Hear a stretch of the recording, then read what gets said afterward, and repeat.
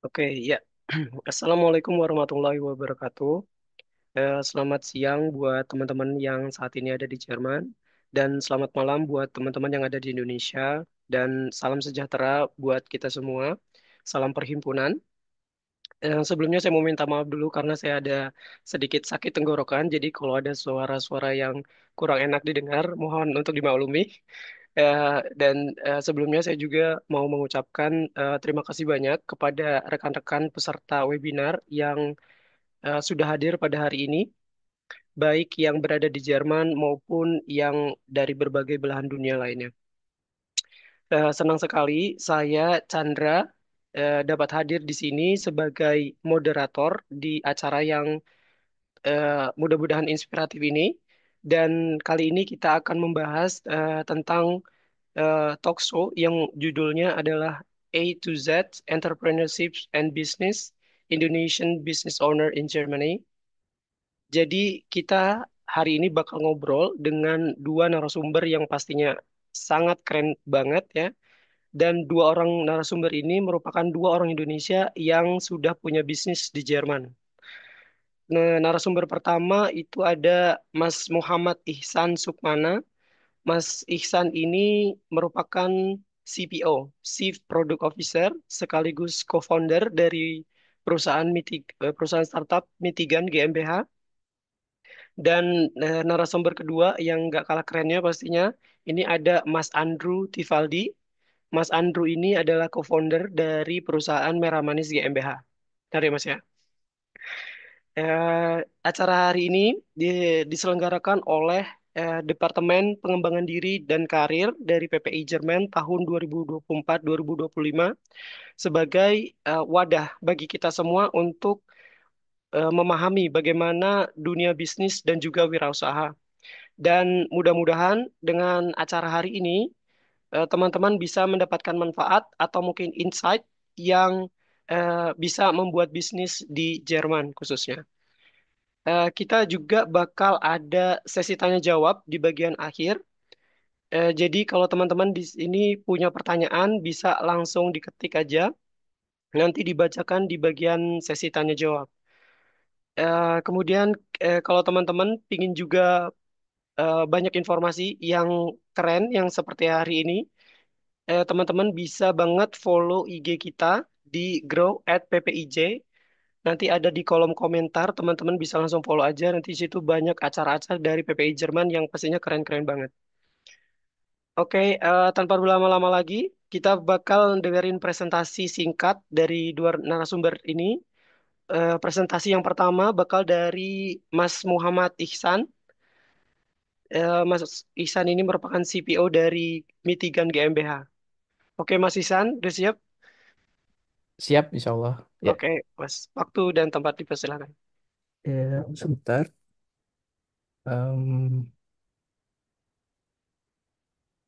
masih share. Maaf sebentar.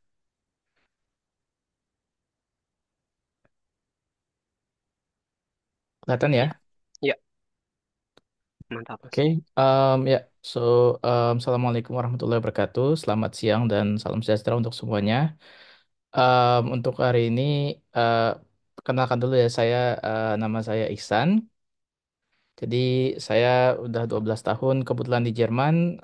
Background saya memang dari sisi akademia, lalu em, pindah ke untuk industri. Jadi saya dulu S2-nya saya di Jerman dan juga S3 juga di Jerman.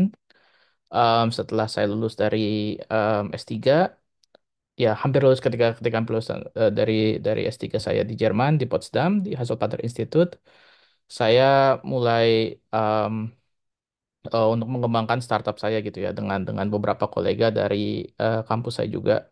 Dan saya backgroundnya memang di cyber security, saya memang salah satu researchnya memang di bidang cloud security, cyber security in general as well.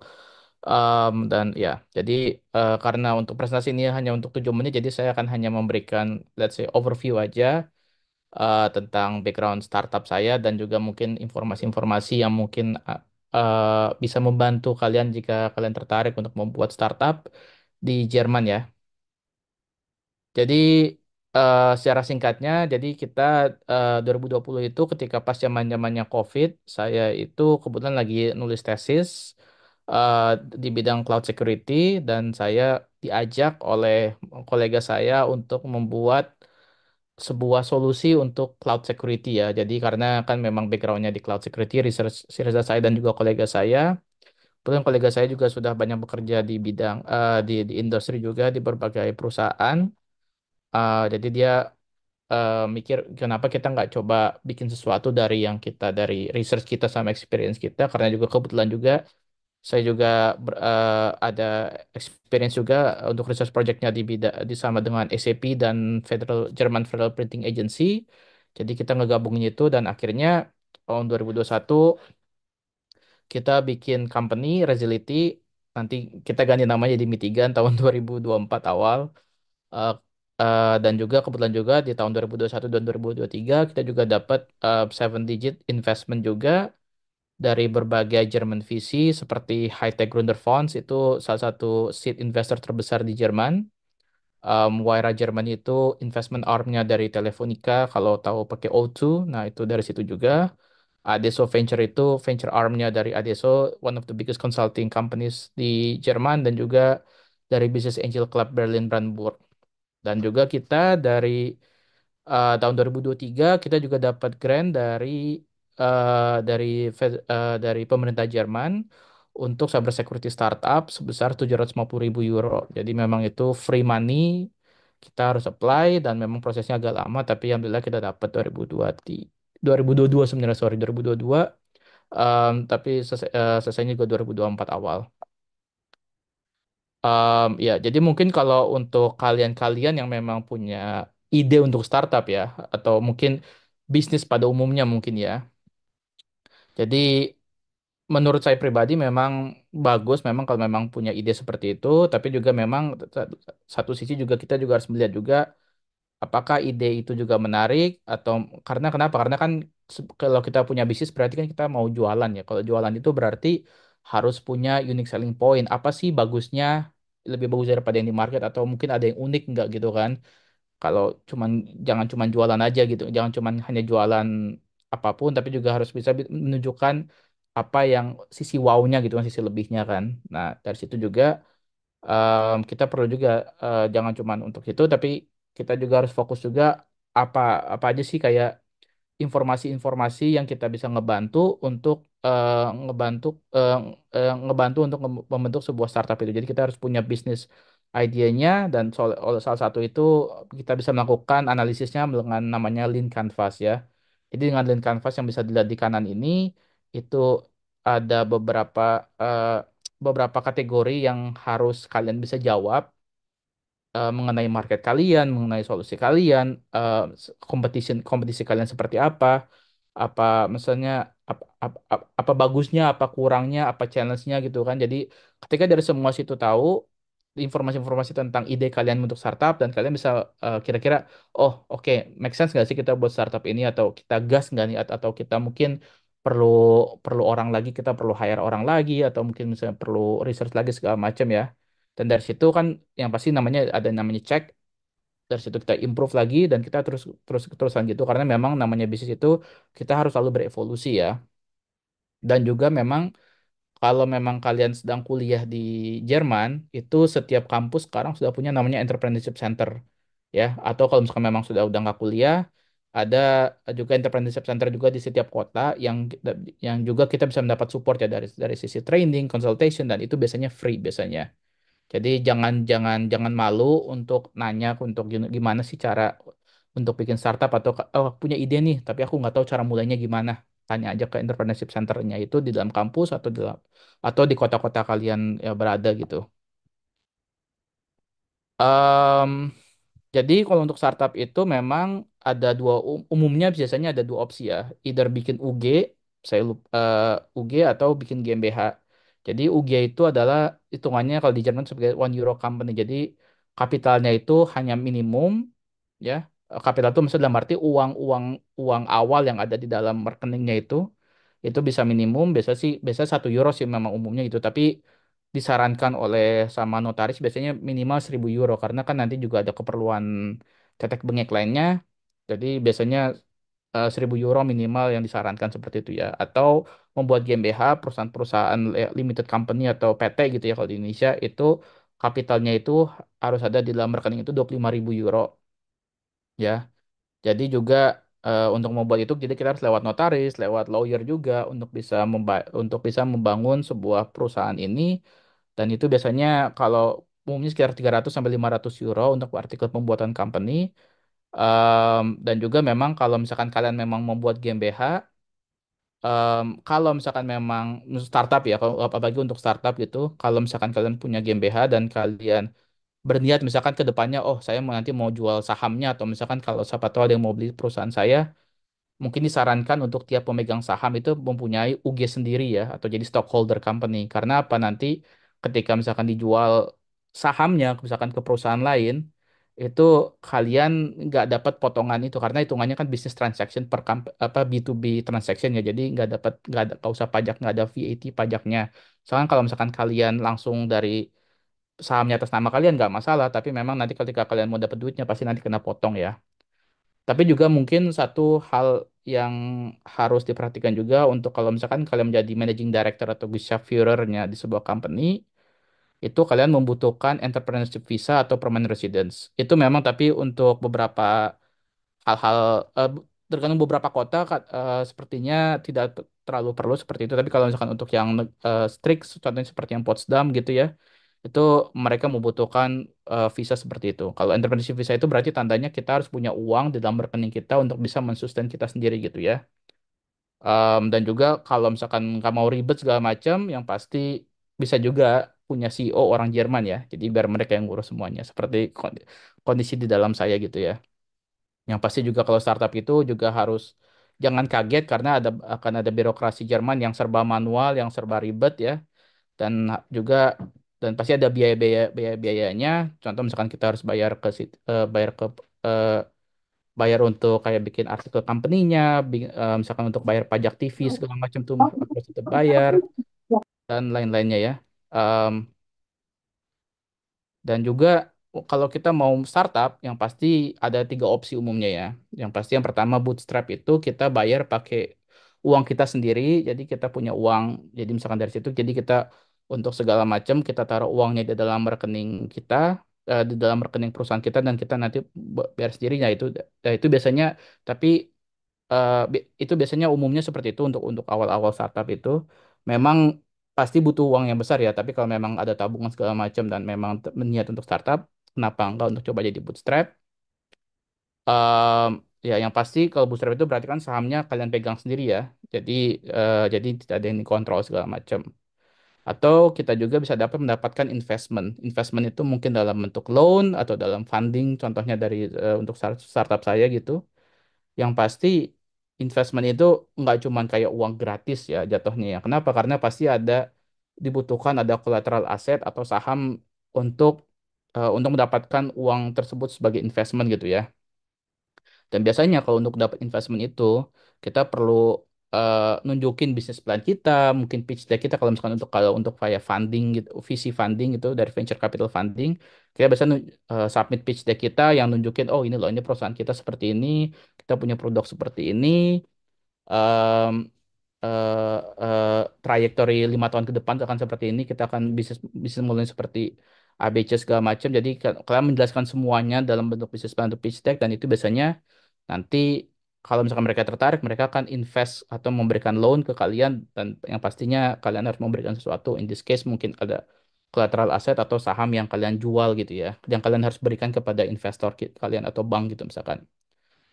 Dan yang pasti yang ketiga adalah grant. Grant itu apa ya istilahnya ya itulah kayak funding lah jatuhnya ya. Jadi dan sebenarnya funding itu sebenarnya di Jerman itu banyak banget. Kenapa? Karena apalagi untuk startup yang usianya kurang dari 3 sampai 5 tahun. Jadi kalau udah lebih dari 3 sampai 5 tahun itu umumnya funding itu udah mulai nggak banyak gitu opsinya gitu ya.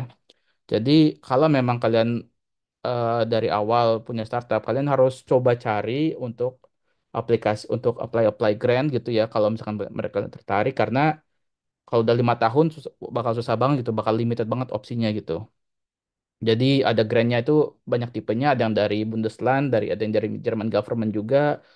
atau dari EU, dan fundingnya itu bisa 50%. Jadi 50% itu maksudnya contoh misalkan jadi kalian misalkan dari dapat 200.000 ya misalkan fundingnya, berarti kalian bayar 100.000, 100.000-nya lagi nanti kalian dapat dari pemerintah gitu, atau 100%. Kalau contohnya kayak saya kemarin, company kami dapat 100% grant dari German government 750.000.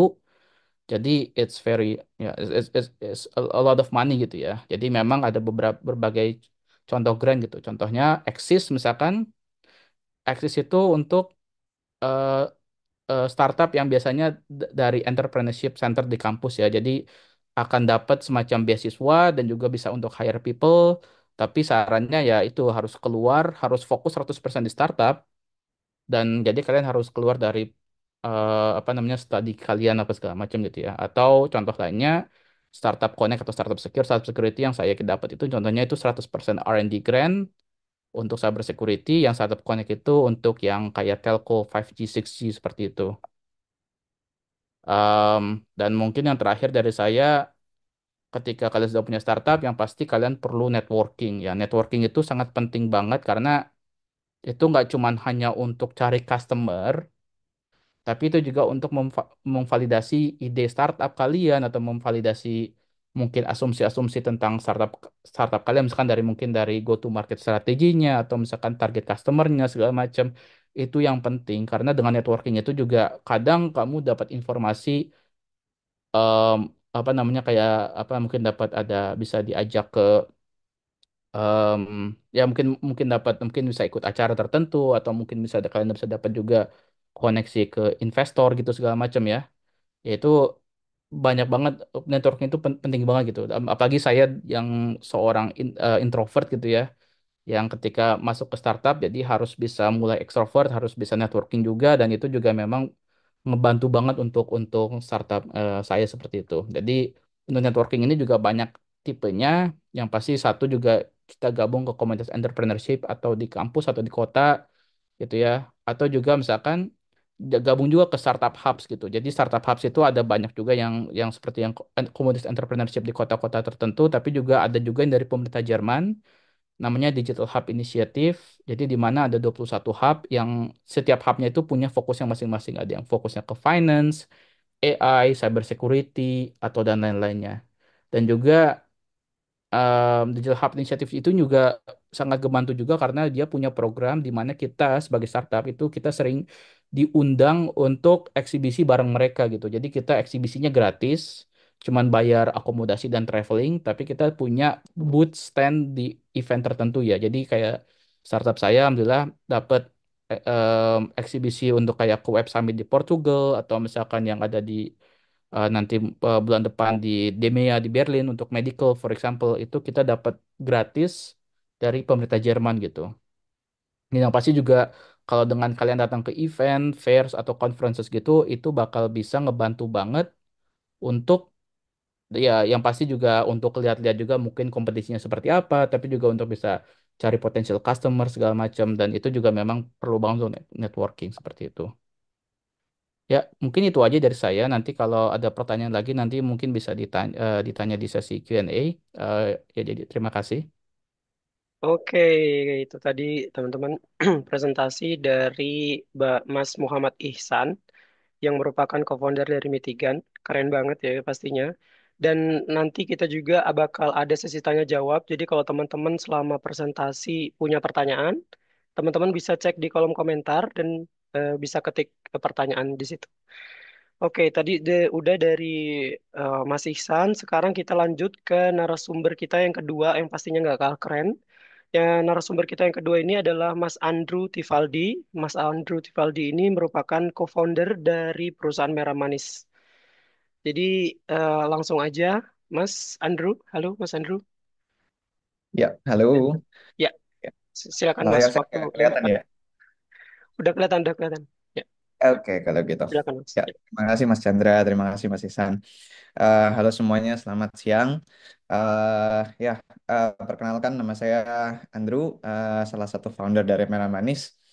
Eh, ya, mungkin saya izinkan saya buat sedikit menjelaskan tentang Merah Manis aja. Tadi Mas Isan lumayan udah deep tuh soal secara teknis kita buat buat startup kayak gimana, dan nanti kita bisa mungkin lebih dalamnya bisa kita di sesi tanya jawab aja kali ya. Ya, jadi mungkin mulai dari background saya sendiri dulu. Saya punya background dari computer engineering dan secara profesional saat ini saya spesialisasi di 5G private network, sama-sama di industri telekomunikasi juga sama kayak Mas Ihsan. Em, untuk spesifiknya ada di R&D dan Network Integration, dan di Merah Manis saya sebagai tugas saya ada di Market Analysis, Penetration, dan juga Sales, B2B Sales. Nah, mungkin sedikit tentang Merah Manis. Jadi kami founding sekitar 2021 akhir, dan establishment-nya secara legal dan kita punya tempat dan lain-lain itu di tahun 2022, ya betul. Dan sampai sekarang kami masih belum buka untuk external investment. Jadi dari awal kami bootstrapping, dan sampai sekarang beberapa kali round scaling up pun masih self-funded lah gitu kira-kira. Nah, saat ini kami ada 6 operation. Yang pertama ada di sourcing. Jadi kami ada tim di Indonesia untuk ambil kopi langsung dari petani. Setelah itu kami ada di ekspor dan import, di roastery, edukasi, dan coffee shop serta consulting di sini. Jadi kalau vision kami sih di sini cuman ya vision kami sekedar ya jadi kopi di sini itu kan sebenarnya didominasi sama South American dan African gitu ya. Jadi tujuan kami, visi kami itu adalah memperkenalkan lebih banyak kopi Indonesia seperti yang tadi ada di judul ya, The Mission to Popularize Indonesian Coffee in Europe gitu. Nah, untuk saat ini presence kami ada di seluruh Uni Eropa, ada di beberapa countries, di Jerman, di Belgia, di Perancis, dan juga di Portugal gitu. Ini produk kami dan ini sourcing region kami dari Indonesia. Saat ini kami ada dari 4 pulau totalnya, dari Sumatera, dari Jawa, Bali, dan juga Flores. Nah, ini beberapa, jadi salah satu eh, yang kami eh, produk kami yang unik itu adalah kami ngambil beli kopi itu langsung dari petani, dan ini ada beberapa petani kami dari Aceh sampai dari Flores, kira-kira seperti itu. Nah, ini jadi our activities. Kami lumayan sering buat kayak jam session atau kayak ini kan kayak cupping gitu-gitu, coffee tasting, Indonesian coffee tasting. Setelah itu kami ada kompetisi. Sebenarnya setengah jam yang lalu kami baru aja partisipasi di kompetisi Coffee in Good Spirit namanya di Hamburg. Setelah itu ini beberapa foto saat kami di Indonesia bersama petani. Gitu kira-kira. Terima kasih, sekian dari saya, gitu aja. Oke, Mas Andrew, keren banget presentasinya.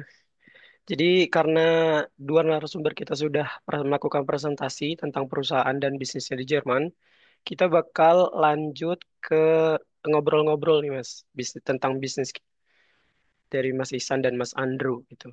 Saya sebenarnya udah ada beberapa pertanyaan nih, nanti bakal bergantian, bisa bergantian menjawab nanti tentang bisnisnya masing-masing yang ada di Jerman gitu ya. Mungkin pertanyaan pertama ini untuk Mas Andrew dulu kali ya. Gak apa-apa ya Mas ya? Di-unmute dulu Mas, di-unmute dulu. Oke, silakan. Ya, ya, Nah, Mas ya. Jadi ini kan tadi kita sudah dengar nih presentasi dari Merah Manis. Nah, pertanyaannya itu apa yang sebenarnya menjadi motivasi dari Mas Andrew gitu membangun bisnis di Jerman? Dan pertanyaan selanjutnya adalah kenapa kopi gitu, memilih kopi gitu Mas? Apa yang menjadi alasan? Boleh dijawab Mas. boleh, ya. Terima kasih Mas Chandra. Pertanyaan ini berarti secara personal berarti ya. Maksudnya Boleh, apa boleh. drive secara personal gitu ya. Ya. Eh, Kalau secara personal sih, saya kebetulan keluarga banyak dari daerah penghasil kopi, Mas. Jadi Oh, kalau pulang kampung tuh selalu apa ya, selalu ada apa ya, ada obrolan lah kalau kopi Indonesia paling enak gitu ya. Tapi nyampe sini tuh kok kayaknya rasanya pin marah dulu. Kok ini kok kenapa nggak ada kopi Indonesia di mana-mana gitu? Well, ada sebenarnya, cuman nggak banyak lah, nggak well known di situ, di sini gitu.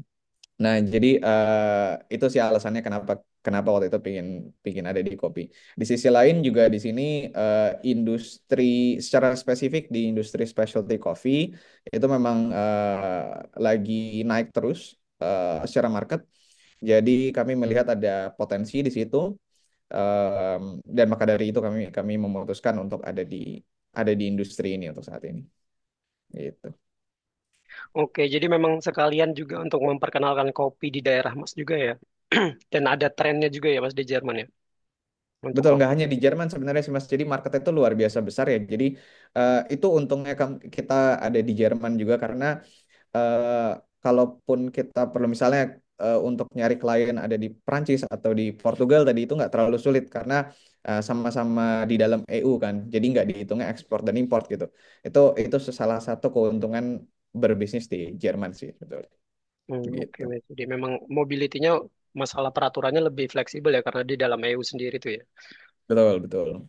Ya. Oke, oke. Kalau untuk Mas Ihsan sendiri, Mas Ihsan, Ya, iya kalau untuk dari Mas Ihsan ini sebenarnya apa motivasinya Mas bikin startup? Kenapa nggak kerja aja gitu setelah lulus gitu? Ada motivasi khususnya nggak Mas? Em, sebenarnya sih ini ya apa diajak ya tadi seperti Iya, yang saya Jak. bilang di perusahaan di awal tadi itu memang saya diajak juga kebetulan kan pas lagi kok kalau biasa apa namanya umumnya tuh memang saya memang tertarik memang di bidang cloud security kebetulan juga research dan lagi nulis tesis tentang itu. Em, tapi memang sebenarnya kalau dari saya pribadi sih saya ngelihat dan saya dan kolega juga ngelihat bahwa memang solusi yang ada di market itu kurang ini ya apa namanya kurang inovatif ya karena kan kita sering dengar ya namanya yang ya kayak namanya kayak ada data breaches kayak kemarin aja mungkin tahun lalu Indonesia kena ransomware attack gitu ya kan untuk data centernya itu kan itu juga itu kan berarti menunjukkan bahwa cyber attack itu bakal makin banyak bahkan bakal makin canggih gitu ya tapi juga kenapa solusi yang ada di market itu tidak tidak bisa untuk mengurangi jumlah atau bisa atau catch up dengan attack-attack yang ada saat ini gitu kan. Oleh karena itu juga dari situ saya dan kolega juga mikirkan oh ya udah kenapa kita kayaknya kalau apa yang kita research dari yang kita lakuin dari sama S3 kita ini kayaknya bisa nih kita bisa untuk membuat sebuah solusi yang kita bisa ngebantu industri untuk bisa lebih resilient, lebih aman dan jadi bisa lebih proaktif untuk mengamankan infrastrukturnya dari serangan cyber attack. Gitu. Intinya sih seperti itu sih. Jadi memang satu juga diajak, tapi satu sisi juga memang tertarik ngelihat juga kondisi em, solusi yang ada di market juga masih kurang gitu. Karena memang karena memang ada potensinya juga ya untuk usaha startup di bidang cyber security ya Mas ya. Betul, ya.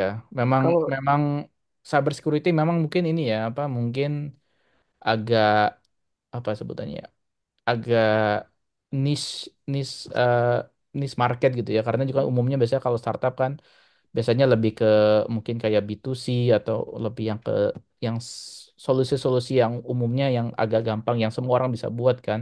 Tapi kalau cyber security kan solusinya itu memang harus punya background punya background di bidang cyber security yang harus eh, bisa melakukan seperti itu. Jadi oleh karena itu makanya kita ngelakuin aja karena memang kita bisa gitu. Kita punya expertise-nya, kita punya experience-nya. Kenapa kita nggak buat seperti itu? oke. Jadi kalau tadi yang berdasarkan presentasi itu kan bahwa startup itu harus memiliki unique selling point gitu ya Mas ya. Kalau dari perusahaan Mitigan GmbH ini unique selling point-nya di bagian mana Mas? Gitu. Apa yang membedakan dengan perusahaan startup lainnya di bidang cyber security? Em, kalau kita itu jadi memang fokusnya itu nggak cuman hanya untuk ngelakuin kayak semacam security assessment ya untuk infrastrukturnya. Jadi kan bisa umumnya kan orang suka ngelakuin assessment. Jadi kita ngecek nih misalkan oh ini database-nya public, jadi seperti itu atau misalkan juga eh, mungkin atau mungkin ya gampang dihack atau apa segala macam gitu kan. Tapi yang kita lakuin juga unique selling point kita itu adalah solusi kita itu em, bisa meng-attack infrastruktur. Jadi dengan tujuannya itu adalah untuk membantu mencari celah blind spot di dalam strategi atau mekanisme dalam cloudnya gitu kan. Contoh misalkan gini, kalau misalkan ada ransomware attack, misalkan, bagaimana sebuah perusahaan tahu mereka ready terhadap ransomware attack kalau mereka nggak pernah merasakan seperti tidak pernah di attack Gimana ransomware attack ya? kan. Mereka mungkin punya strateginya, punya toolsnya, mungkin punya teamsnya. Tapi ketika ada ransomware attack sendiri, mau bagaimana lagi mereka bisa tahu bahwa itu kan. Jangan sampai mereka baru nyadarnya, oh pas udah telat, udah kena ransomware attack, udah parah segala macem. Nah, baru kan mereka baru bingung, wah ini gimana cara ngebenerin segala macam kan. Betul, Jadi lebih baik prevensi kan untuk preventif. ngecek kan. Sama juga kayak kayak kalau kayak kemarin COVID kemarin kan kita em, vaksin dulu kan, jangan sampai kita kena kena COVID karena kan takutnya juga bahaya kan. Jadi kita dapat vaksin, dari vaksin itu juga kita tahu dong kan badan langsung meriang apa segala macam, langsung badan pegel-pegel gitu kan. Tapi kan pada akhirnya setelah itu kita lebih resisten untuk nggak kena COVID gitu kan, atau or at least apa namanya possibility-nya jadi mengurang kan. Nah, kurang lebih seperti itu aja. Jadi kita membantu untuk em, Melakukan uji membantu, coba, ya. iya betul, membantu untuk jadi lebih resilient, lebih Ya, lebih ready against cyber attack gitu loh. ya, ya. Ya. Oke, Mas. Jadi memang Mitigan GmbH ini selain menawarkan jasa untuk menganalisis sistem keamanan, juga menawarkan sistem simulasi ya, untuk bagaimana kalau ada attack di suatu perusahaan dan bagaimana untuk melakukan mitigasi ketika ada attack itu sendiri ya, Mas ya. Gitu benar ya, Mas ya? Betul, Ya. betul. Oke, menarik banget, Mas. Oke, mungkin kita bakal ke Mas Andrew ya sekarang. Mas Andrew siap ya? Ya. Silakan. Ya, Harus dong. kalau untuk ini nih, kalau misalkan membuat sebuah bisnis kopi ini, Mas, apa Mas Andrew dan juga nanti Mas Ihsan ini sebelumnya melakukan riset pasar dulu atau enggak? Atau langsung ada yang beli langsung jual atau melakukan riset dulu baru jualan atau gimana prosesnya, Mas? Oke. Ya. Oke, ini mungkin bisa berbeda-beda ya Mas di beberapa kasus Ya, ya. Tapi kalau saya pribadi, saya sebelumnya udah pernah punya beberapa startup lah, nyoba startup dulu dari dulu beberapa kali dan semuanya gagal gitu. Dan sebenarnya perbedaannya adalah di kali ini di Merah Manis ini kami juga secara market sebenarnya niche juga ya. Walaupun besar tapi tetap niche. Walaupun sudah ada tapi tetap niche, yaitu ada di Indonesian Coffee yang waktu itu mana belum belum ada orang dengar di sini ada Indonesian Coffee. Dan yang kedua itu kami spesifik di specialty coffee. Jadi kalau di kopi itu ada sebenarnya ada grade-nya gitu. Dan kami ada di yang paling atas lah gitu mainnya.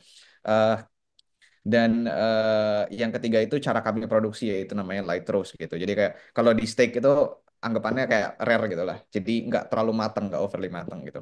Nah, maka dari itu memang karena marketnya sebenarnya kami belum tahu. Waktu itu nggak jelas lah sebenarnya marketnya seperti apa dan seberapa besar yang kita bisa capture. Maka dari itu market analysis itu sangat penting dan juga strategi untuk penetrate setelah itu sangat penting gitu. Jadi kalau bagi saya sebenarnya untuk buat startup justru kebalik Mas, bukan buat produk dulu baru nyari marketnya, tapi cari marketnya dulu apa yang ada problem apa dan seberapa besar di quantify. Habis itu baru kita setelah itu oke kalau misalnya memang eh, cukup marketnya untuk kita bisa masuk dan kita bisa bersaing di situ, baru kita masuk setelah itu. Gitu. Kalau saya dari saya seperti itu. oke. Jadi lihat pasarnya dulu, tapi tetap ngomongin kopi kan, Mas ya. Pilih kopi, terus cek dulu pasarnya ada atau enggak, baru kita apa nyediakin apa yang diminta pasar gitu ya. Betul, jadi secara secara mungkin kita ada ide nih. Jadi kita misalnya ada beberapa ide kan. Oke, misalnya kita masuk kopi. Mau masuk kopinya di kopinya di mana? Apa kita masuk ke menjadi trader di situ? Apakah kita menjadi coffee roaster di situ atau kita buat cafe di situ? Nah, eh, itu kan banyak nih idenya. Kita oke masuk kopi, tapi yang mana secara spesifik kita harus masuk market yang mana dulu? Nah, itu yang harus dianalyze terus-terusan gitu. Kalau di Merah Manis sendiri, kami analisis market analisis itu sama market testing itu kira-kira 1 tahun panjangnya. Setelah itu baru kami berani untuk move setelah 1 tahun periode itu. Gitu. Oke. Kalau di Merah Manis kan tadi ada dari presentasinya ada banyak layanan ya, ada ekspor impor, ada kafenya, ada roastingnya gitu. Di awal-awal itu Merah Manis itu di area mana, Mas? Apa cuman jual kopi dulu terus expand ke bisnis lain atau gimana tuh? Apa memang semua langsung ada pada saat itu? Oke, waktu kami awal itu kami sebenarnya mulai di ekspor import, Mar. Jadi mungkin nggak banyak yang tahu, tapi Merah Manis itu sebenarnya awalnya sebagai raw coffee beans trader gitu. Hmm. Jadi waktu itu kami nggak punya cafe, kami nggak punya roastery, kami nggak punya produk yang udah bisa yang dikasih ke apa yang kita dijual ke masyarakat langsung. Jadi kami mulai dari ekspor import justru. Jadi dari sourcing dan ekspor import. Sorry, ekspor import dulu, abis itu baru sourcing. Setelah sourcing baru kami buat cafe dan roastery secara bersamaan. Setelah itu baru masuk ke edukasi dan consulting gitu. Jadi kira-kira sebenarnya kan itu kalau misalnya contohnya tadi ya dari ekspor import ke roastery itu kan sebenarnya banyak resource yang bisa kita pakai soalnya kan dari ekspor import itu banyak resource yang bisa kita pakai untuk buat roastery, dari roastery banyak resource yang bisa kita pakai untuk buat coffee shop gitu. Jadi sebenarnya eh, move-move kayak gitu sebenarnya ya itu ekspansinya sebenarnya resource-nya ujung-ujungnya mirip-mirip semuanya gitu. Tapi kita punya different services sekarang gitu. Oke, Mas. Jadi awalnya memang ekspor impor dulu ya, jual beli dulu, terus berkembang ke cafe, roasting, sourcing dan segala macamnya, Mas ya. Betul. Iya. Oke, sekarang coba kita tanya ke Mas Iksan dulu. Kalau Mas Iksan gimana, Mas? Eh, apa apa sebelumnya itu kan ini tadi bisnisnya dari cyber security ini karena memang berhubungan dengan studinya gitu ya, Mas ya. Nah, Iya. ini apakah tetap melakukan riset pasar dulu bahwa cyber security itu tetap punya pasar di market apa langsung bikin aja? Oh, kita karena study cyber security langsung kita bikin startup tanpa harus riset pasar dulu. Em, ya kita riset pasar juga sampai sekarang sih jatuhnya sih. Oh, sampai sekarang ya, Karena Mas ya? iya, karena kan kembali lagi gitu kan. Contoh di awal itu kita mikirnya oh solusi kita mau buat startup gitu untuk kita mau jualnya ke startup gitu kan karena memang startup itu umumnya tidak apa namanya umumnya pasti punya challenge untuk mengamankan infrastrukturnya kan. Hmm. Tapi ternyata dari situ contohnya eh, kita coba jualin ke startup, kita coba jual apa namanya, kita coba lihat juga marketnya seperti apa segala macam. Oh ternyata startup memang nggak terlalu care ya buat cyber security ya. Mereka kan biasanya fokusnya build build build jual jual jual. Em, jadi cyber security itu bukan sebuah suatu pain points yang mereka harus selesaikan saat itu juga kan. Jadi oleh karena itu juga oh ya udah kita berarti kita coba lagi cari cari pasar market yang baru misalkan. Kan jadi kita fokusnya ke mid size atau ke large enterprise gitu. Itu memang itu itu pun setiap setiap bulan setiap tahun pun kita harus bisa merefine juga kita kita tuh sebenarnya jualannya lebih bagusnya ke market yang mana sih, demografik seperti apa sih, siapa sih target usernya, siapa sih decision makernya, siapa champion di perusahaan yang kita bisa hubungin untuk coba jualin mitigan gitu kan, contoh ya kayak sekarang gitu kan kebetulan kayak kita dapat investment dari Wira dari Telefonica Investment Arm contohnya itu contoh ternyata Telefonica Germany itu lagi proses untuk pindah ke cloud. Dari situ kita ngelihat dari situ memang ada interest kan kenapa kenapa mereka invest ke kita kan dan ternyata memang mereka lagi moving ke to the cloud dan mereka butuh solusi untuk mengamankan infrastrukturnya mereka makanya mereka invest ke Mitigan ya kan. Dari situ kita lihat juga bahwa oh oke, nanti mau bisa nggak ya kita coba jualin ke perusahaan telco-telco lainnya. Dan akhirnya alhamdulillah ternyata banyak interest juga dari beberapa telco dari US, dari Middle East, dari Asia juga gitu. Karena untuk perusahaan telco itu mereka itu pasti akan ke cloud gitu. Dari server-server on-premise segala macamnya mereka pasti akan move to the cloud. It's just a matter of when gitu. Ya kan? Jadi oleh karena itu pasti mereka juga butuh dong. Nah, kan pasti namanya dari server on-premise server security strateginya untuk on-premise server itu bakal beda dengan security strategi untuk cloud gitu kan.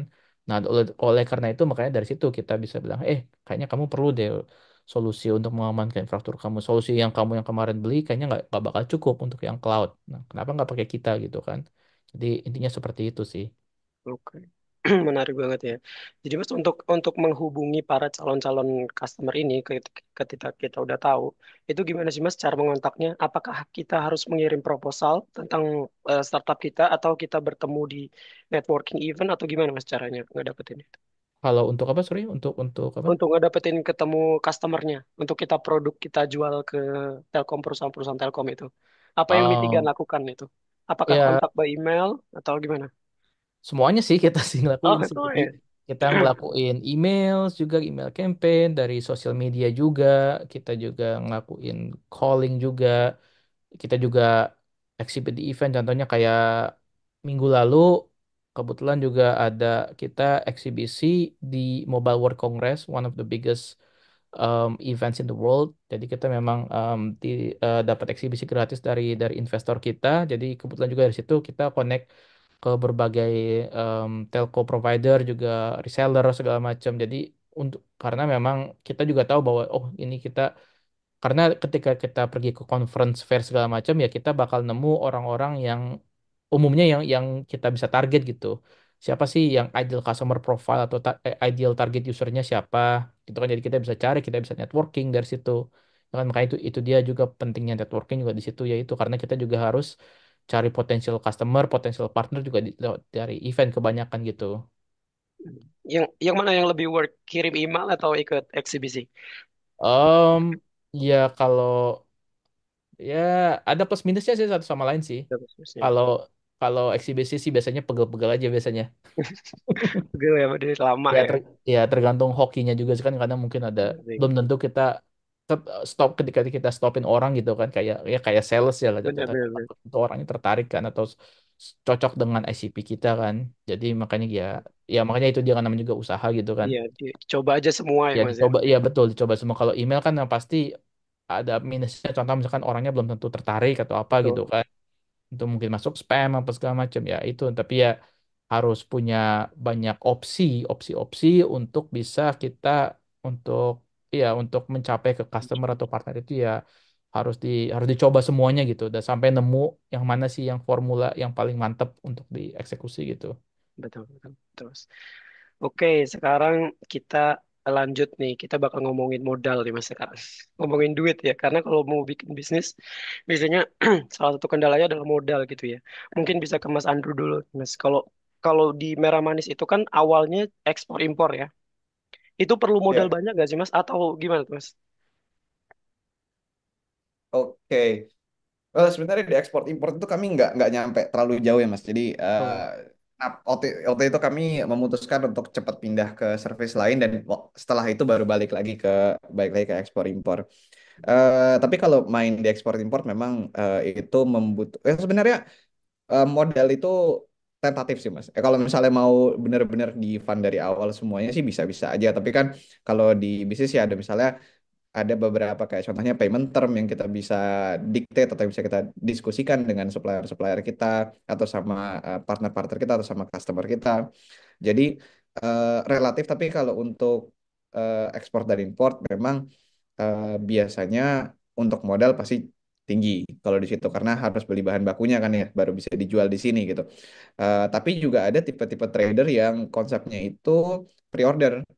Nah, kalau hmm, di situ sebetulnya itu salah satu skema di mana kita tidak membutuhkan banyak modal di situ. Mungkin modal yang dibutuhkan adalah ngetes jalur ekspor importnya, ngetes ekspor, ngetes impornya, ngetes regulasinya. Nah, di situ mungkin modalnya cuma di situ aja. Tapi kalau untuk bahan bakunya atau bahan yang akan dijual itu bisa bisa dengan konsep pre-order gitu sih. Jadi nggak necessarily banyak gitu lah. tapi sebelum melakukan bisnis yang ekspor impor itu, Mas Andrew udah punya perusahaan Merah Manis GmbH atau masih Belum waktu itu. belum? Jadi untuk di Jerman itu Merah Manis sendiri. Jadi waktu itu kami memang awalnya mau ekspor impor Mas. Tapi setelah itu ada satu kendala yang kami lihat, yang mana di sini business customers itu sulit untuk kita convince untuk ngambil kopi Indonesia. Bukan karena kopi Indonesia nggak enak, tapi karena mereka ngelihat, wah ini bakal susah nih jual ke customer saya di sini. Karena eh, perlu marketing tambahan, nggak kayak kopi-kopi lain lah kan ya. Nah, Betul. jadi itu kami ngelihat, oh yang kita harus lakukan ini bukan jualan ke bisnis customer duluan, tapi kita harus proof ke mereka kalau marketnya itu ada. Nah, maka dari itu kami baru mulai masuk ke kafe dan ke coffee roastery gitu alasannya. Gitu Sempat sih.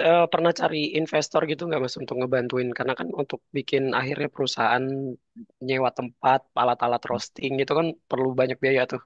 Itu sempat Ya, semua dari kantong sendiri atau sempat ada investor? saat sampai saat ini alhamdulillahnya kami sendiri dulu, masih sendiri. Mantap, mantap, mantap. Karena investor itu tadi tadi kan dijawab sama Mas Iksan ya. Kalau investor itu kan double sided gitu ya. Iya, Di satu sisi kita dapat uang, tapi di sisi lain kita emang harus memberikan sesuatu gitu. Eh atau deliver gitu kan, deliver sesuatu, deliver sebuah target gitu. Jadi untuk saat ini sih kami belum ada buka kesempatan untuk cari eksternal investor, tapi kami bisa melihat beberapa tahun ke depan kami akan expand beberapa kali. Dari situ kita akan buka untuk investor gitu. Jadi investor. tidak menutup kemungkinan untuk investor. Jadi kalau ada mungkin yang di sini ada yang mau invest ya kabari Nanti aja. bisa kontak ya. Bisa lah kita ngobrol. Betul, betul, bisa. Bisa, bisa. Mungkin ada yang tertarik untuk bisnis kopi jadi investor, bisa langsung nanti kita, kalau bisa kirim ke email ke kita, nanti kita kasih kontaknya Mas Andrew ya Mas ya. Boleh, boleh, boleh, Oke. silakan. Siapa tahu ada kerjasama kan di sini. Ya. Oke, kalau untuk Mas Iksan nih, kalau sebenarnya kalau mau bikin startup itu di Jerman, itu perlu modal nggak?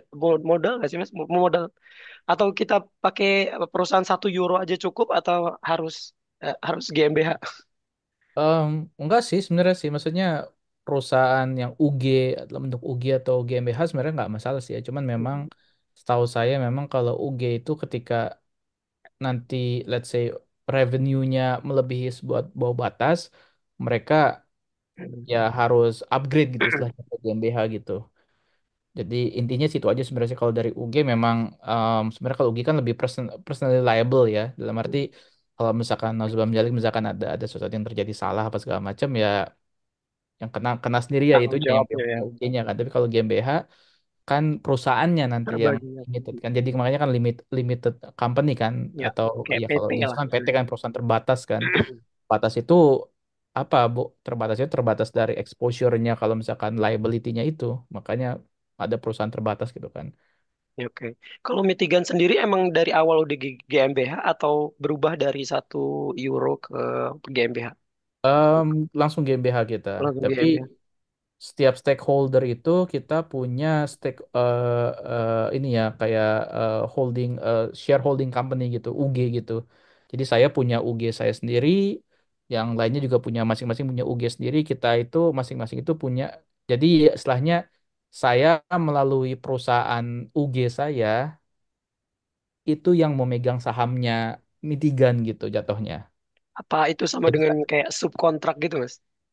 Em, Di agak beda misalnya, sih jatuhnya sih, bukan oh, bukan oke. bukan bukan kayak bukan kayak anak perusahaan apa segala macam, bukan, tapi memang misalnya kayak istilahnya kayak beberapa perusahaan kecil membuat sebuah perusahaan baru gitu, membuat sebuah perusahaan on top of it gitu. Jadi memang em, agak itu ya, detailnya agak agak ribet ya Oke, jelasin ya oke, sebenarnya. oke. Tapi memang enggak, tapi sebenarnya gini, kenapa kenapa kita melakukan seperti itu? Kembali lagi saya bilang bahwa kalau misalkan di dalam let's say kalau startup kan umumnya kan ada possibility of exit ya. Exit itu dalam Ya, arti misalkan siapa tahu ada yang mau beli sahamnya atau mau beli perusahaannya gitu kan. Nah, itu kan nanti kan membeli saham itu kan nanti kan setelahnya kita dapat uangnya toh. Kita betul. dapat uang kan. Nah, uang itu berarti kan kalau uang kan tetap aja maksudnya dalam arti kita pasti kena pajak, apapun apa aja dipajak gitu kan, dari sama-sama pemerintah Jerman kan. Oleh karena itu kalau misalkan ada yang mau beli sahamnya kita atau perusahaan kita, jadi ketika ada yang mau beli, uang uang pembelian saham misalkan misalkan contoh misalkan dapat berapa miliar berapa juta euro misalkan segala macam ya, amin gitu misalkan eh, Dijual aja. misalkan dijual gitu kan. Nah, itu nanti uangnya itu instead of kena potong masuk ke kita masuk ke kita kena potong pajak Jerman, which is nggak masalah gitu ya. Kalau misalkan memang mau atau enggak, uangnya itu nanti masuknya ke perusahaan UG kita, UG si perusahaan yang shareholding company kita. Nah, dari situ nanti memang kalau ada keperluan apa, misalkan kan uangnya itu nanti bisa dipakai untuk misalkan yang saya dengar ya, ini ya umumnya bisa gitu, itu nanti bisa beli rumah, bisa beli apa. Jadi nanti itu tax free jatuhnya. Jadi memang itu misalnya kayak business decision aja itu memang disarankan oleh banyak lawyer seperti itu. Hmm. Ya, itu karena untuk melihat ke depannya aja, karena biasanya untuk perusahaan-perusahaan itu ya mereka ngelihatnya ya pasti umumnya company startup itu pasti exit exit strateginya either jadi punya apa namanya kayak bursa saham, masuk ke bursa saham atau dibeli gitu kan. Intinya dua opsi itu aja sih sebenarnya. Terus kalau dari awal sudah GmbH, uang kan untuk membangun GmbH itu kan perlu lumayan ya, 25.000 kan. Iya. Itu uangnya kalau startup dari mana, Mas? Apakah langsung udah ada investor atau dari Enggak, kantong jadi sendiri? kan kalau itu 25.000 itu kan total minimal yang ada Hmm. itunya kan kapitalnya. Jadi contoh misalkan em, saya misalkan 25% misalkan. Kalau Oh, 25% dari 25.000 berarti saya harus masukin berapa? 6.750 misalkan contoh misalkan ya. Ya berarti saya masukin berarti uang di situ sebagai kapital saya bahwa membuktikan bahwa oh saya ini memang punya saham sebesar 6.750.000 berarti saya mempunyai saham 25% dari Mitigan gitu kan. Nanti oke. kalau ketika ada investment investor lain misalkan ya yang masuk misalkan oh kan ada yang namanya seed funding, series A, series B, bla bla bla bla, segala macam itu nanti share kita tuh nanti diluted tuh dalam arti nanti misalkan dari itu mungkin dapat berapa juta euro misalkan tapi nanti dari 25% saham itu akhirnya di diluted jadi 18% dari 15% 13% segala macam gitu. Jadi semakin banyak investor, semakin banyak investment round yang di raise, semakin diluted juga share-nya kita. Oke, oke, Ini Mas. seperti itu sih. Karena kan jatuhnya kan makin banyak orang yang punya akses ke sahamnya itu kan. Betul, betul. Betul. Ya.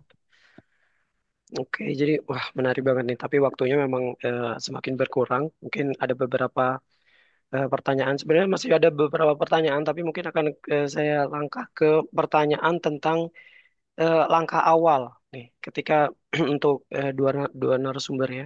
Kalau dari merah merah manis sendiri ini Mas, ada nggak sih Mas tips untuk langkah awal kalau buat teman-teman peserta di sini yang mau bikin bisnis itu seharusnya gimana dulu nih? Apakah misalkan bikin perusahaan dulu, cari riset market dulu, atau apa yang harus dilakukan kalau menurut Mas Andrew?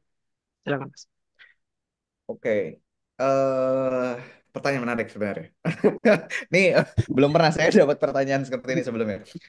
Ini pertanyaan menarik ya. Gimana step-step di awal gitu ya? Eh, mungkin kalau saya bisa ngulang gitu ya. Idealnya gimana sih step di awal gitu? Ya, karena gini Eh, Mas. Sorry Mas, karena gini Mas, banyak sebenarnya orang-orang di Jerman itu pengen bikin bisnis, tapi tuh nggak tahu harus mulai dari mana gitu. Nah kalau dari oke. sisi sisi Mas Andrew nih, menurut Mas Andrew sebaiknya mulai dari mana dulu nih? Apa kita coba bikin jaringan dulu? Apa coba kita bikin riset market dulu? Apa atau kita bikin perusahaan dulu atau gimana nih menurut Mas Andrew? Oke, balik aja ke resource kalau kayak gitu. Resource masing-masing. Misalnya maksudnya ada yang orang punya banyak duit, ada yang udah punya banyak connection, ada yang udah punya misalnya udah experience lah di situ di industri itu, atau ada mungkin saya lebih jelasin kalau misalnya ada orang yang mulai dari awal banget kali ya. Jadi dengan uang yang terbatas, dengan modal yang dengan resource yang terbatas, dengan koneksi yang terbatas, dengan pengetahuan yang terbatas gitu.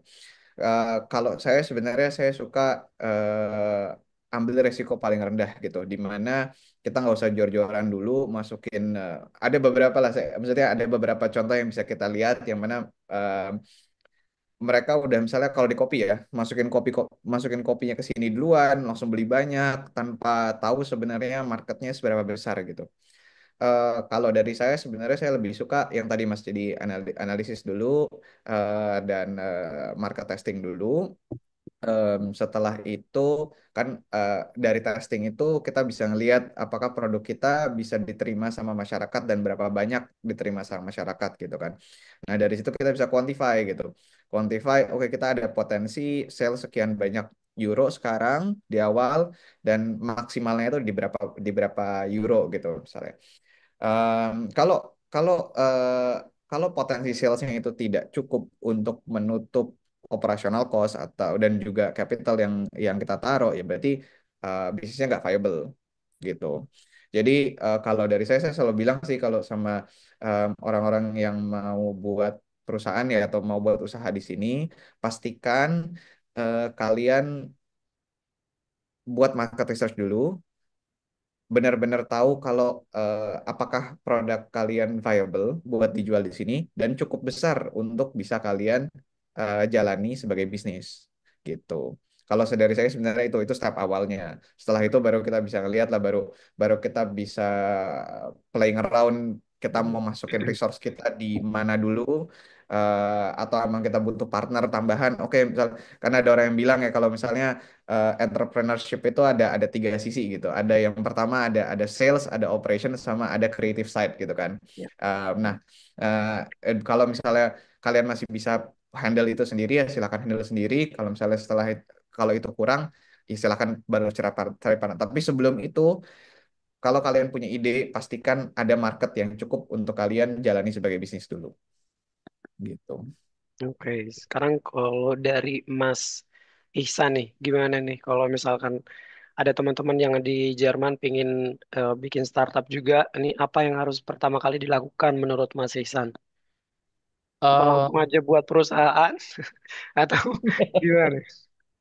Silakan Sebenarnya Mas. yang Mas Andrew bilang itu udah mantap sih sebenarnya sih. Dalam arti memang perlu banget yang market analysis ya. Apalagi kan mungkin kalau saya pribadi saya orang teknik ya, saya orang technical dan startup kan juga harus punya background bisnisnya ya. Jadi dan kembali lagi yang namanya apa namanya kayak bisnis market itu kan everything's volatile ya. Misalnya arti kita belum tentu misalkan oh mungkin produknya mantep tapi mungkin belum ada mungkin nggak cocok marketnya mungkin nggak dijual di Jerman apa mungkin cocoknya di luar negeri di Amerika apa segala macam kan. Jadi memang perlu banget yang namanya market analysis ya itu kembali lagi makanya yang saya bilang tadi di awal kalau misalkan memang mau tahu itu ya bisa juga mungkin ngobrol ke entrepreneurship centernya di kampus apa yang di kota gitu kan atau startup hubnya gitu karena dari situ mereka biasanya ngasih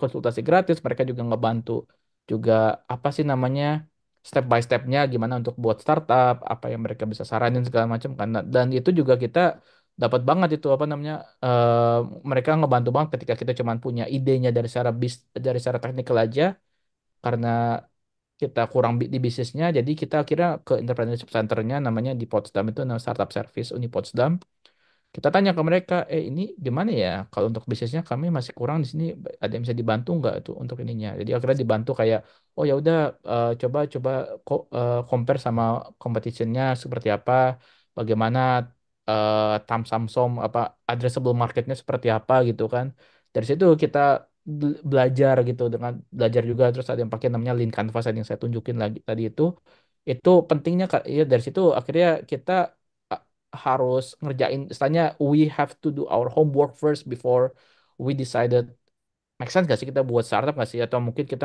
ada yang masih kurang gak sih atau kita udah siap nih kalau udah siap ya udah lanjutkan kalau memang masih kurang uangnya kurang apanya kurang resource segala macam ya jangan dipaksa gitu maksudnya karena kembali lagi untuk startup itu kan juga banyak ininya banyak challenge-nya ya dan itu semuanya juga pasti a lot of things banyak yang kurang segala macam jadi mau nggak mau kita harus bisa nambahin untuk itunya info-infonya seperti itu. Saya mau highlight tadi tuh, ada yang Mas Iksan omongin itu ya, Tam Samsum itu salah satu teknik analisis paling bagus itu menurut saya. Memang Oh, ya dari awal kalau saya sendiri prinsip saya dari Tam Samsum itu tadi. Ya. oke, Mas, bisa dicatat ya. Jadi memang perlu market analysis dulu ya. Karena percuma juga kalau kita punya barang tapi nggak laku kan jadi ya nanti bangkrut juga ya. Betul Oke, betul. oke. Laku. Benar-benar. Oke, sekarang kita bakal masuk ke sesi tanya jawab, Mas. Dan tapi sebelum masuk sesi tanya jawab, kita bakal foto bersama dulu. Jadi buat teman-teman peserta yang kameranya mohon bisa dibuka, kita bakal foto bersama bentar aja, nggak usah lama-lama.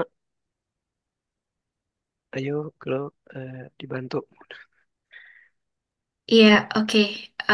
Untuk teman-teman bisa menyalakan kameranya semuanya.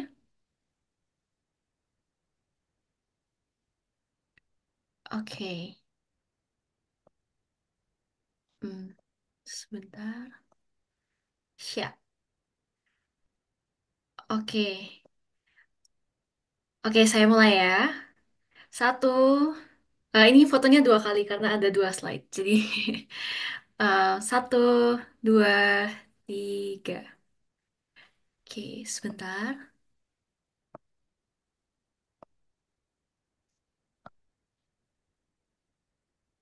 Oke, sekali lagi. Satu, dua, tiga. Oke, sudah. Terima kasih.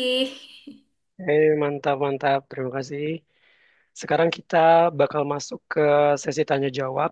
Pertanyaan yang ada di Slido ya. Jadi kalau teman-teman masih punya pertanyaan juga bisa chat. Nanti siapa tahu saya bacain. Pertanyaan sini udah lumayan banyak Mas. Di sini ada 18 pertanyaan, 18.000. Nggak, bercanda 18 saja pertanyaan.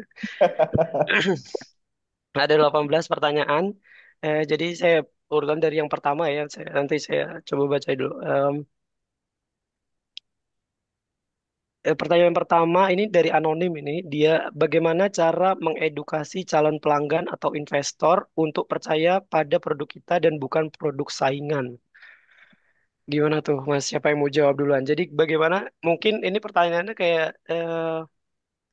bagaimana mereka mau invest duitnya ke kita gitu? Bagaimana membuat mereka percaya gitu bahwa produk kita tuh bagus gitu? Boleh dijawab dulu. Siapa dulu nih mau jawab? Mungkin Mas Andrew mau jawab supaya percaya Iya, kopi kita tuh kopi terbaik di Indonesia gitu. Gimana? kalau saya cuma bisa convince market aja Mas, tapi kalau kalau investor mungkin Mas Iksan lebih tahu nih karena udah ada Ya. investor ya. Udah jelas. Gimana Mas? Iya, coba Mas Zan. Lanjut, lanjut. Oh, ya udah ya. Mas, Mungkin kalau gitu dari saya dulu aja ya. Kalau yuk, saya boleh. dari kopi mungkin ya. Kalau kalau gitu cara convince market mungkin.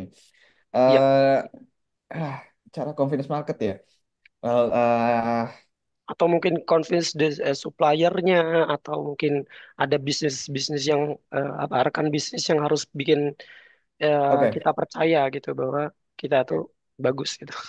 Ya, kalau kalau masalah convince itu berarti kan bagian dari sales ya Mas ya.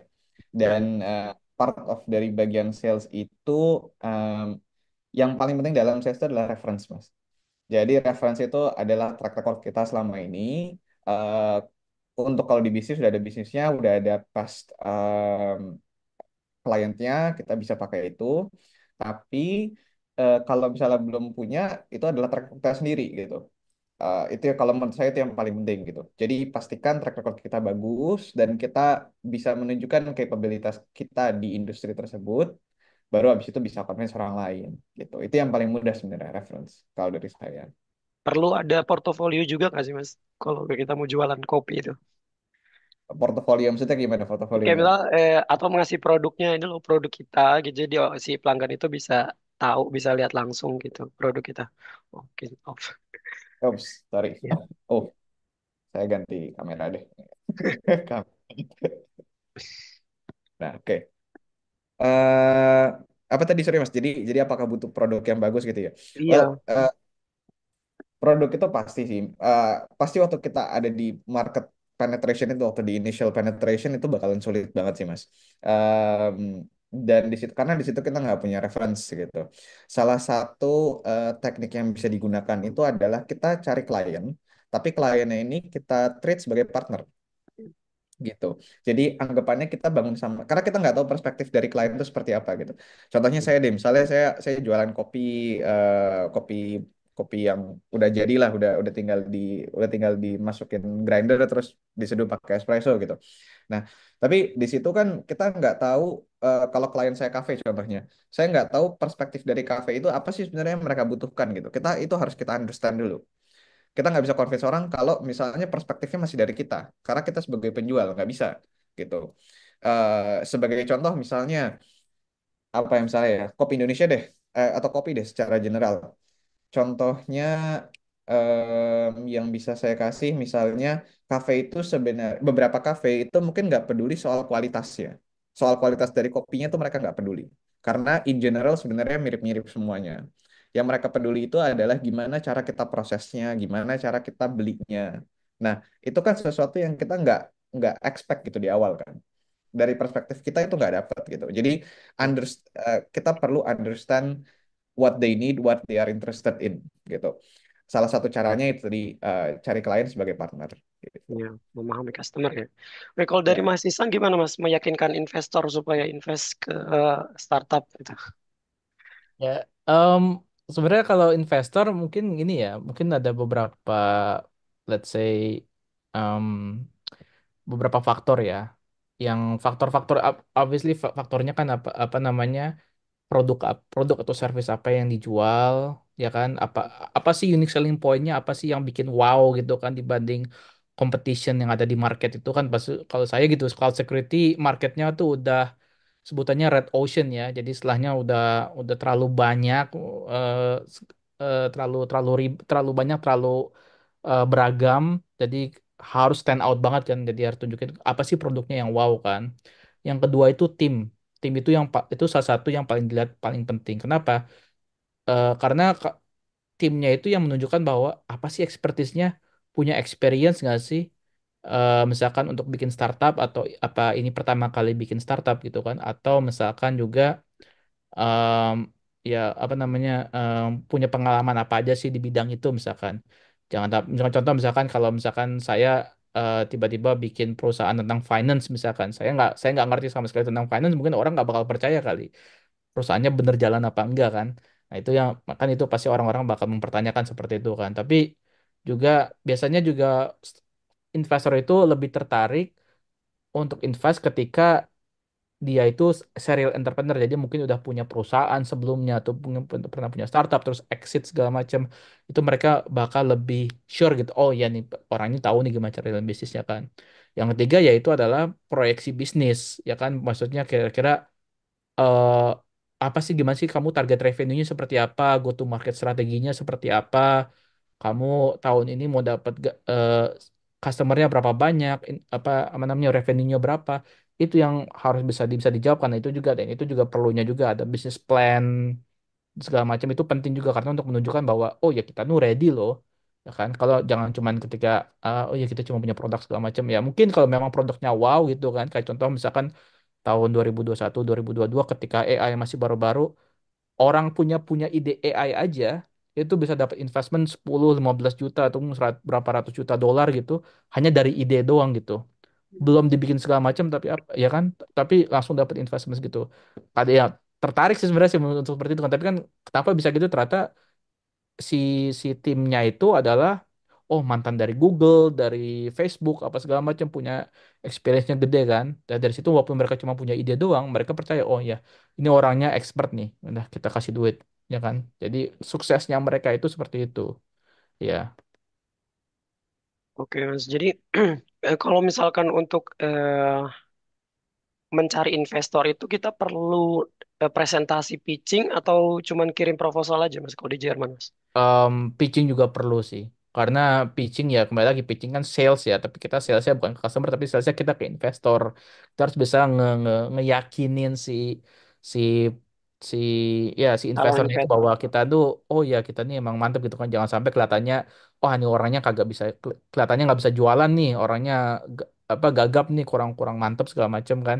Itu itu juga kan perlunya perlunya pitching itu juga itu kan. Kalau misalnya kita nggak bisa ngejualnya ya ke investor, gimana kita mau jual ke customernya gitu kan. Jadi ini seperti itu sih. Oke. Selama ini udah berapa kali pitching sampai akhirnya dapat pertama funding itu udah pitching kemana aja Mas? Udah berapa kali? Wah, Kalau udah ratusan? udah udah nggak bisa dihitung. Udah kebanyakan. Pitching, pitching, pitching kasih gagal. Pitching pitching terus aja pitching. Iya, kita juga pitching juga berapa mungkin udah berapa ratus kali jatuhnya gitu ya. Kalau di awal-awal pas kita dapat investment awal memang ya di bawah 10 kali sih. Juga juga kita kebetulan ketemu investor yang memang tertarik di bidang itu, makanya dia langsung tertarik untuk investing itu kan. Tapi ya maksudnya umumnya juga ketika kita perlu perlu invest, ketemu investor lain segala macam, kita meeting ya itu ya banyak sih jatuhnya sih. Dan itu juga semakin banyak kita ketemu investor, semakin juga kita tahu nih gimana cara nge-refine pitching kita, pitch deck kita segala macam kan, apa yang perlu ditunjukin. Jadi semakin banyak kita coba selling segala macam ya, eh, kita makin terlatih lah jatuhnya. Oke, betul, betul, betul. Kalau boleh tahu, pertama funding yang didapat dari investor itu nilainya berapa, Mas? Seven figure. Jadi sekitar saya nggak bisa ngomong Seven eh, figure tuh jumlahnya ratusan karena ribu. ada NDA, tapi Oh ya, saya benar. pikir kita. Seven figure ya. Wah, itu udah mantap banget sih, Mas. Oke, kita lanjut baca pertanyaan lagi ya. Ini ada pertanyaan tentang tantangan ya. Ada tiga orang yang vote juga. Kalau dalam bisnis, mungkin bisa dari Mas Andrew dulu nih. Tantangannya awal-awal atau sampai sekarang, tantangannya di bisnis Merah Manis ini ada apa aja, Mas? Boleh di-share mungkin. Tantangan ya, tantangan Terlalu paling banyak ya, besar. Mas. Ya, Nggak ada tantangan merah manis Nggak ada paling ya. mantap. Kayak lancar-lancar aja karena ya. orang orang tiap beberapa kali beberapa beberapa kali lah setahun pasti ketemu Mas Ihsan buat nanya nanya pendapat. Ya, kalau kalau tantangan sih lebih banyaknya lebih ke arah penjualan kali ya Mas ya. Jadi tadi ya kalau kita anggaplah sebuah bisnis itu ada tiga sisi, ada penjualan, ada operation, sama ada creative side lah gitu atau produk di situ. Nah, yang paling sulit memang ada di penjualan. Tapi kalau penjualannya meledak, yang paling sulit juga di operation. Gimana cara kita bisa produksi itu bisa bisa menyaingi gitu kan ya, dan ya kualitas harus tetap sama gitu kan. Tapi kalau bagi saya sih yang paling sulit ada di dua situ, ada di dua itu sih, karena kebetulan kami banyak datangnya dari sisi produk gitu. Jadi kalau buat produk, kami saat ini punya produk yang cukup digemari sama sama masyarakat di sini. Em, tapi untuk penjualan itu memang luar biasa sulit di sini gitu. Oke, memang dari Hmm. kalau dari Manis memang penjualan Mas ya. Kalau dari Mas Ihsan gimana nih Mas? Apa yang paling tantangan? Apa nggak ada nih tantangannya? Coba Tantangannya banyak banget justru karena itu saya banyak ya. ngobrol sama Mas Andrew juga nih. Yo, Tantangannya sebenarnya lebih ke ini ya, kalau kita tuh lebih ke convincing ke marketnya karena di Jerman itu surprisingly, mungkin nggak surprising sih ya jatuhnya ya. Kan namanya digitalization itu masih kurang ya. Untuk itu kan maksudnya mau kok sana behorde aja harus bawa ngeprint kertas segala macam kan. Jadi nggak digital kan. Nah, itu ternyata juga banyak perusahaan juga yang masih yang apa namanya kayak punya old fashion. iya, maksudnya masih agak Manual. jadul lah jatuhnya ya, Ya. masih agak jadul dan juga jadi mereka nggak pakai cloud, mereka juga nggak terlalu ngerti atau nggak terlalu care about cloud. Jadi untuk saat makanya kita itu ketika kita addressing market yang di DACH region contohnya, kita punya sebelum kita bisa jualan, kita harus jelasin dulu apa sih itu cloud security, kenapa itu penting, ya kan? Setelah kita jelasin segala macam, baru mereka, oh iya, oke saya ngerti, ah, kita nggak butuh, makasih. Kita Nah, pakai premis karena cloud memang ya. ya karena memang mungkin karena mereka nggak Cloud. punya infrastrukturnya di cloud kan atau mungkin nggak cocok sama mereka segala macam. Tapi kita addressing marketnya itu karena awareness sama cloud adoption dan juga awareness responsibility untuk cloud security-nya juga masih kurang di Jerman gitu ya. Beda sama UK atau US market gitu ya, yang lebih advance, yang lebih tinggi awareness-nya, itunya segala macamnya. Makanya agak beda untuk addressing market kayak ini. Apalagi beda lagi kalau saya ngomongin marketnya telco versus marketnya let's say finance atau misalkan manufacturing beda-beda itunya. Jadi harus bisa punya go to market strategi yang sesuai untuk tiap market, tiap region, tiap sektor segala macam itu harus bisa gitu. Oke, oke. Jadi emang jadi yang pertanyaannya itu kenapa Mitigan tidak menargetkan juga on-premise security, Mas? Kenapa harus ke spesifik cloud? Kita kita target juga on premise ya, tapi juga kita punya ada namanya Kubernetes, mungkin ada orang-orang yang tahu Kubernetes mungkin.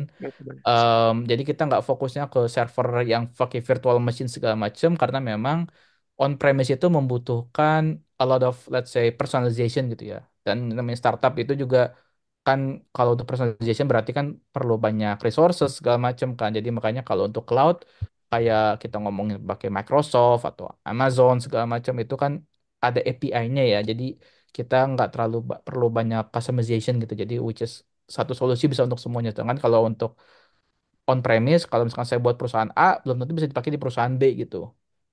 Jadi intinya seperti itu sih. Oke, oke, oke, oke. Terima kasih, Mas.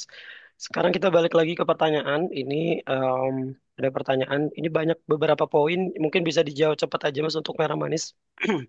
Mungkin saya juga tadi lupa nanyain unique selling point dari merah manis ini apa, Mas? Gimana, Mas? unique Oke, selling point yang ditawarkan merah manis? Karena kan kopi lumayan banyak ya kompetitornya ya Mas ya. betul betul. Unique selling point kami itu sebenarnya ada tiga. Yang pertama itu Indonesian Coffee. Yang kedua itu kami bergerak spesialisasi kami ada di light roast. Balik lagi tadi kalau ke steak itu anggapannya kayak rare steak.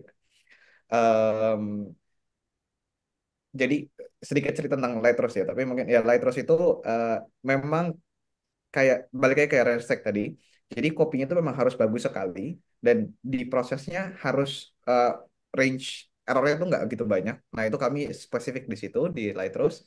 Sama yang ketiga itu ada di transparansi gitu dan sustainability gitu itu yang kami karena kami ngambil kopinya balik lagi kebanyakan kopi kami harus sebelum kami jual kopi itu kami harus tahu dulu kami kenal dulu sama petaninya gitu sama siapa yang buat gitu dari Oke, saya itu. ada tiga ya. Tadi kalau baik. Oke, kita lanjut ke pertanyaan. Ini juga banyak pertanyaan untuk startup nih, Mas.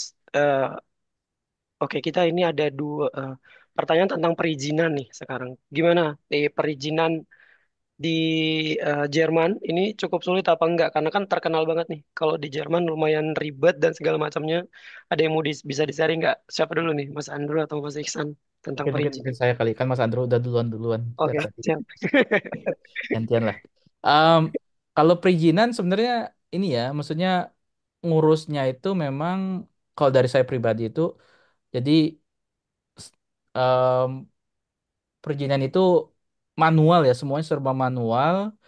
Semua harus dikirim lewat pos, jadi nggak ada online segala macamnya gitu. Nggak tahu ya, itu kan karena saya di bagian di Potsdam ya, nggak tahu kalau di Cologne tempat Merah Manis mungkin beda kali kan. Tapi di Potsdam apa aja, maksudnya masih masih everything masih manual. Kalau mau ganti eh, apa mau update apa mau update kayak nama atau segala macam juga harus kirim surat segala macam kan, harus nunggu lagi surat balik segala macam. Jadi memang masalahnya di situ sih ya kalau cara dari secara perizinan ya. Jadi karena kenapa lagi? Karena kan kita juga harus daftar.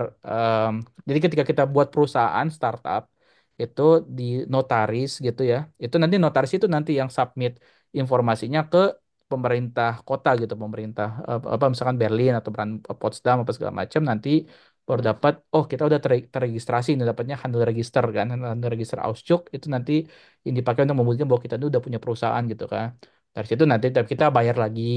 Nanti ada lagi nanti ketika kita mau untuk register perusahaan kita ke kota, bayar lagi nanti daftar lagi, bayar lagi.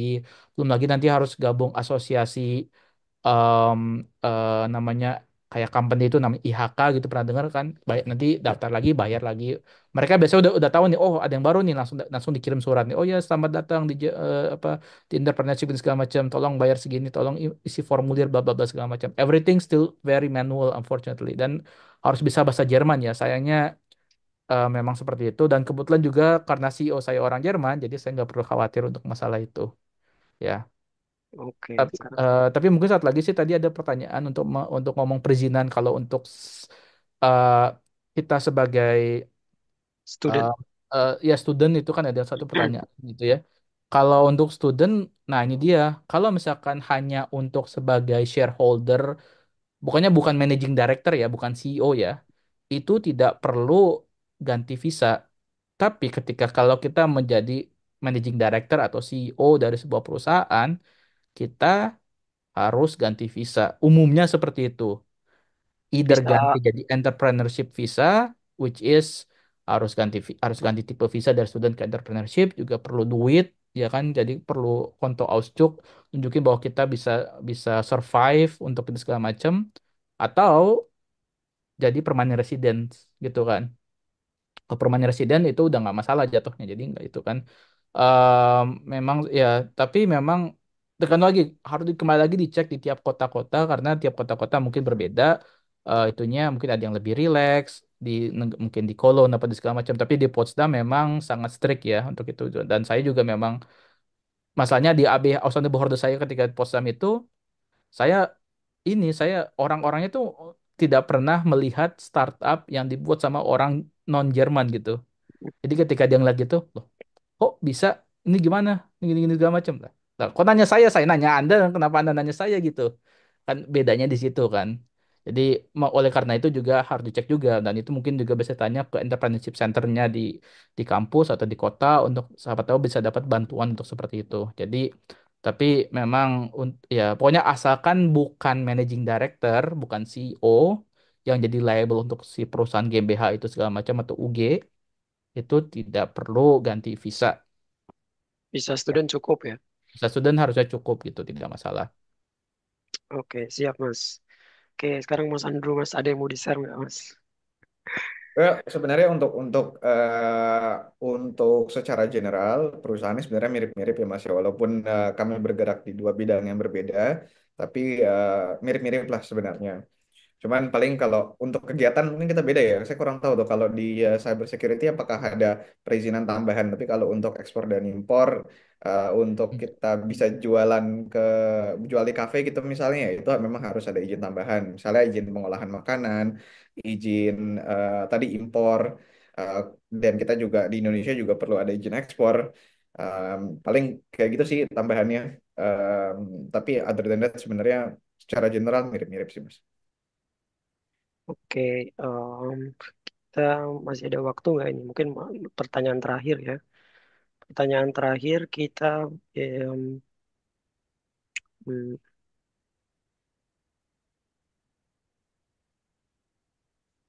kita baca lagi ya dari pertanyaan yang sudah masuk. Em, Kompetisi tadi sudah ya. Mungkin kompetisi bisa dibahas lagi nggak? Kalau misalkan kalau kalau Merah Manis tadi sudah dibahas ya tentang kompetitor karena ada unique selling point. Kalau dari Mitigan juga sudah ya Mas ya tentang kompetitor bagaimana bersaing dengan kompetitor yang ada di Jerman. Em, ya, kalau sebenarnya sih kalau dari kita kompetisi kita memang kebanyakan dari US atau Israel ya, karena memang kan ya Yes. ya mereka yang punya big big money ya, big money, big big capital untuk bisa ngejual seperti itu. Em, jadi memang kita memang fokusnya kalau kita ngomongin kompetisi nggak ada solusi lain seperti kita di Jerman atau di Eropa gitu. Ada banyaknya dari US atau Israel. Dan kebetulan juga karena kita base in Europe, base in Germany juga ada lebih sentimen kayak oh saya nggak terlalu percaya sama solusi dari US sama Israel gitu kan. Dan akhirnya mereka eh, purchase-nya something like homegrown local homegrown solution gitu. Jadi itu juga yang membuat kita juga maksudnya salah satu yang menarik itu ya unfair advantage kita ya kita made in Germany gitu. Made in Germany. Solusinya made in Germany. Oke. Kalau dari Mas Andrew ada yang lagi mau disampaikan tentang kompetitor, gimana untuk bertahan di tengah kompetitor di Jerman? Wah, at the end of the day sebenarnya sih masalah negosiasi ya Mas ya. Negosiasi. Negosiasi ke siapa nih? Maksudnya kalau untuk bersaing dengan kompetitor itu memang Hmm, ya kita harus main kalau di business customers ya kalau saya lebih lebih fokusnya ke arah business customers yaitu at the end of the day sebenarnya masalah personalisasi dan negosiasi sih Mas di situ. Hmm. negosiasi. Oke, tips terakhir nih. Tips bagaimana bisa bertahan sampai sejauh ini bisnis di Jerman. Siapa duluan nih? Supaya bisa bertahan. Karena udah lama ya dari Michigan dan Merah Manis juga udah kayaknya udah lama. Ini gimana tipsnya untuk bisa bertahan setelah membangun? Untuk bertahannya gimana? Ada tips nggak dari coba dari Mas Ihsan dulu Mas? Apa Hmm. tipsnya Mas bisa bertahan sebegitu lama dari COVID sampai sekarang? Wah, aduh. Em, ya intinya Survive sih nih. untuk in order to survive we have to sell ya. Yo, Mau oke. nggak mau ya. Jualan terus ya. Harus jualan terus memang harus jualan terus juga memang nggak gampang sih untuk jualan sih ya. Tapi makanya itu dia kalau dari kita pribadi juga kita juga alhamdulillah juga dapat support juga dari pemerintah Jerman em, untuk untuk berbagai macam funding dari kota Potsdam, dari Brandenburg State juga Bundesland juga dapat juga.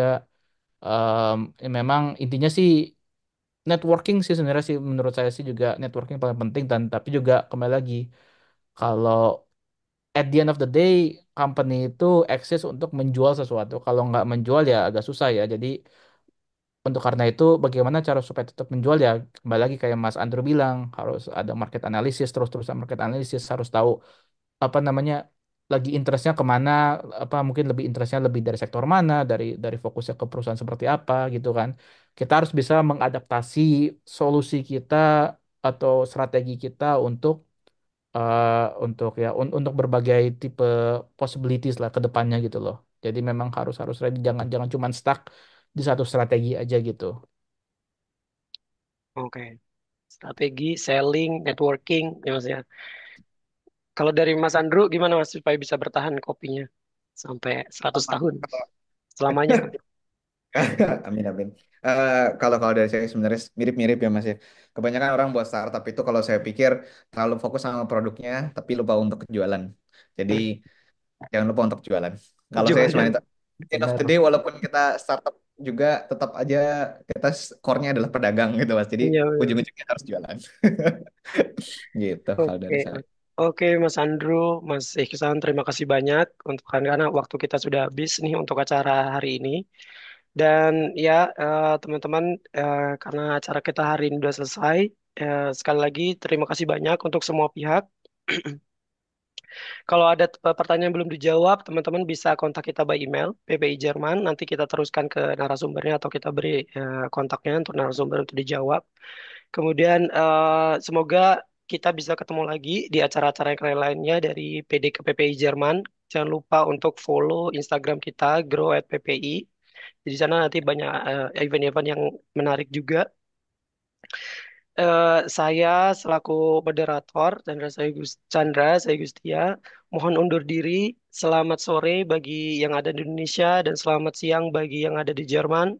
Tetap semangat dan dan tetap semangat dalam mengejar mimpi membangun bisnis di Jerman. Wassalamualaikum warahmatullahi wabarakatuh dan sampai jumpa semuanya. Thank you, Mas. Waalaikumsalam. Ya, terima kasih semuanya. Mas, poin.